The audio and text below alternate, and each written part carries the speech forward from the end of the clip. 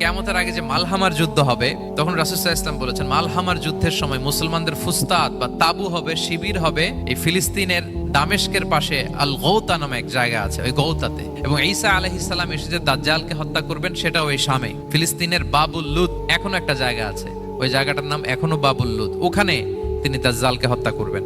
এবং সেখানে একটা সাদা মিনারা আছে, ফেরেশতার পাখায় ভর করে ঈসা আলাইহিস সালাম তখন সেখানে নেমে আসবেন।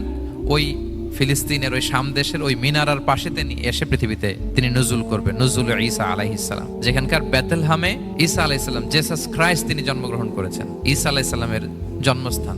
তাহলে 3 জাইতুনের শপথের মাধ্যমে মূলত আল্লাহ তাআলা ঈসা আলাইহিস সালামের জন্মস্থানের শপথ করেছেন, কারণ সেখান থেকে ওহী বিচ্ছুরিত হয়েছে, ওনার কাছে ইনজিল নাজিল হয়েছিল। এবং এই শামের মর্যাদার ব্যাপারে অনেক কথা আল্লাহর হাবিব সাল্লাল্লাহু আলাইহি ওয়াসাল্লাম তিনি বলেছেন। আল্লাহ রাসূল সাল্লাল্লাহু আলাইহি ওয়াসাল্লাম যখন মেরাজে যান, তখন মক্কা থেকে এই শাম দেশে ফিলিস্তিনের বাইতুল মাকদাসে রাসূল সাল্লাল্লাহু আলাইহি ওয়াসাল্লামকে নিয়ে যাওয়া হয়েছে।